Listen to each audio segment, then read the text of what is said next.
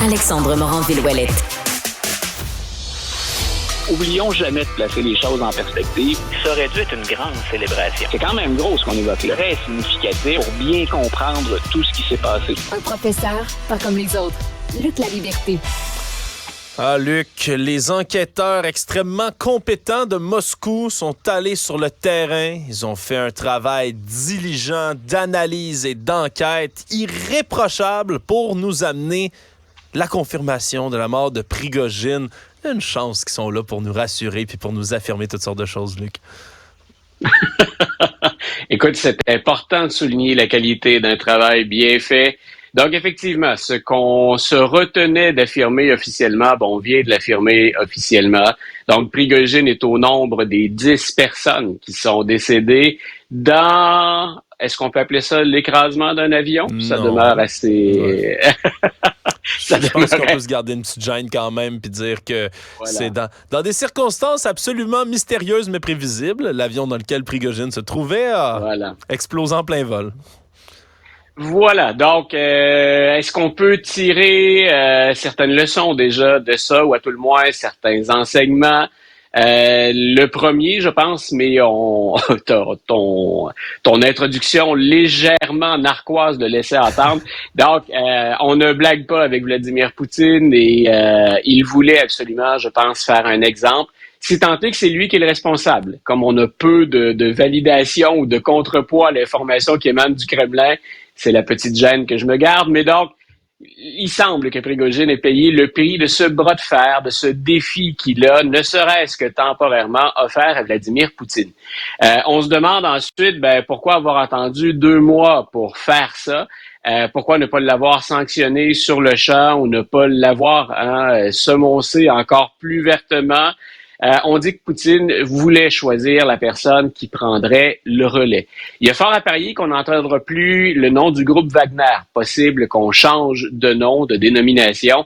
Mais ce genre de groupe paramilitaire, il est extrêmement important pour la Russie.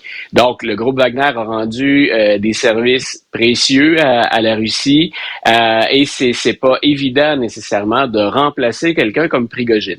Si on peut penser qu'au plan stratégique, il y a meilleur que Prigojine, ça pose un problème, un groupe comme le groupe Wagner, parce que il faut que le meneur ait les poches particulièrement profondes, ce qui était le cas de Prigojine. Donc, il faut financer les opérations de ce groupe-là, tout en s'assurant, c'est ce qui a fait défaut à la fin pour Prigojine, tout en s'assurant de la loyauté. Il faut rappeler qu'il y a ce décret qui a été signé par Vladimir Poutine, dans lequel on oblige bien sûr à une loyauté entière et totale à la Russie. Donc, pourquoi est-ce que ce groupe-là pourrait survivre? Pourquoi ne pas contribuer à son démantèlement? Si en Ukraine, le groupe Wagner n'était plus sur le terrain et ne contribuait plus aux opérations, on sait qu'en Syrie, il est encore là, et on sait qu'en Afrique surtout, il est à de multiples endroits, entre autres pour protéger l'exploitation de mines. Donc, c'est précieux, je le répète, c'est important dans l'arsenal militaire de la Russie que ces groupes paramilitaires. On peut penser que ça a pris 2 mois parce qu'il fallait trouver un bailleur de fonds solide et en même temps quelqu'un dont, pour l'échéance prévisible, serait loyal entièrement à Vladimir Poutine. Oui, on verra bien qu'est-ce qui va arriver exactement avec le groupe Wagner. Le groupe Wagner est mort, vive le groupe Wagner. On verra bien qu'est-ce qui va se passer, qu'est-ce qui va se passer par la suite avec tout ça. On revient aux États-Unis, Luc, parce qu'on en a parlé de cette fameuse photo, le mugshot de Donald Trump, qui est sur tous les réseaux, sur toutes les imageries qu'on peut trouver en ligne, mais qui va se retrouver sans aucun doute, puis qui l'est déjà même, sur toutes sortes de marchandises. On va faire de l'argent avec ça. Voilà, puis il fallait s'attendre au gaminet, au célèbre T-shirt. Donc, et on dit ou on rapportait hier que j'allais dire que Vladimir Poutine, tu vois le lapsus ce matin, c'est très mauvais. Donc, Donald Trump aurait engrangé jusqu'à un peu plus que 7 millions de dollars attribuables à la vente de produits, est-ce qu'on appelle ça comme ça quand même, de produits dérivés. Donc, de ce fameux T-shirt arborant la bouille fort sympathique de M. Trump. On a adapté, bien entendu, la photo, c'est-à-dire que l'air de M. Trump, là, c'est tout le monde a remarqué, puis d'ailleurs, il y a plein de memes qui ont circulé en fin de semaine. C'est bel et bien la bouille de M. Trump qu'on voit, mais on a retiré cette petite chose qu'il avait au-dessus de l'épaule, qui est finalement le bureau, la mention du bureau du shérif de Fulton County. Donc, on a retiré ce qui avait rapport à la justice, à l'arrestation, et on garde la photographie, auquel on ajoute maintenant toutes sortes de slogans. Ah, nous ne baisserons jamais les bras. We will never surrender. Justice for Trump. Donc, la justice pour M. Trump.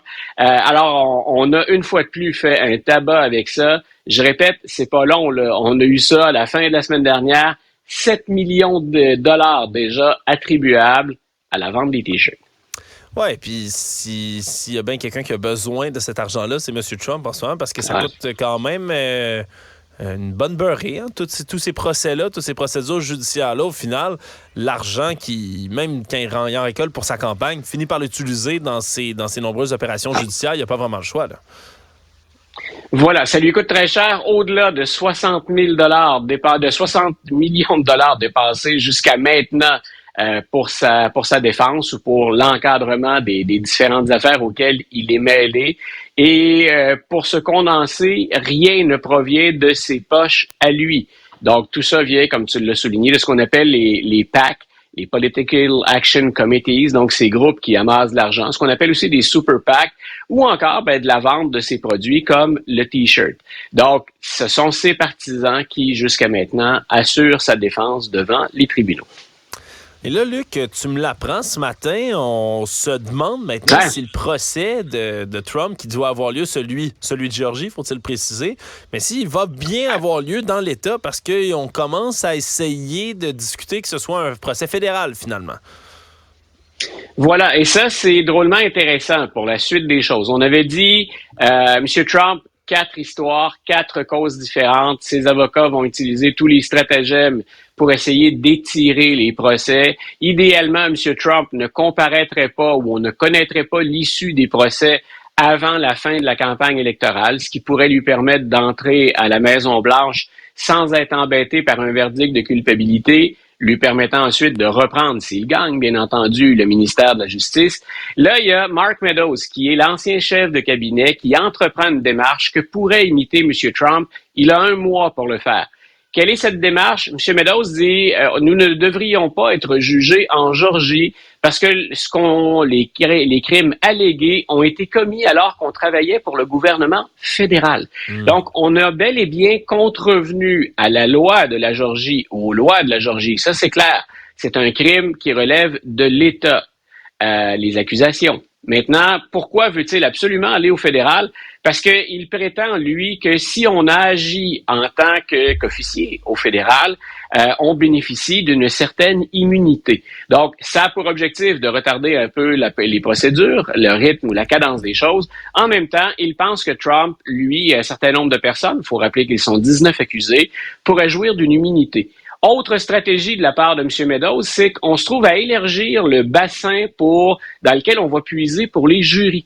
Si, par exemple, on est jugé à Fulton County, qui est relativement proche d'Atlanta, le jury serait composé de gens émanant d'un district, d'une région où on a voté pour Joe Biden, je pense, à 73%.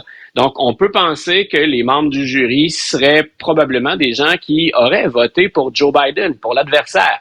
S'il transfère le tout au fédéral, c'est très technique, on élargit le bassin, donc on sort de ce noyau, de ce cercle dans lequel il y aurait plus de jurys potentiellement favorables ou défavorables, à M. Trump. Donc, 2 choses importantes là-dedans. Est-ce qu'il pourrait jouir d'une immunité? Pour ça, il doit transférer le dossier au fédéral. Et peuvent-ils espérer recruter dans un bassin plus vaste où il y aurait moins de partisans potentiellement démocrates? Donc, c'est ce qu'on est appelé à trancher aujourd'hui. Donc, les avocats de M. Meadows le représentent, puis vont aller de l'avant avec cette thèse.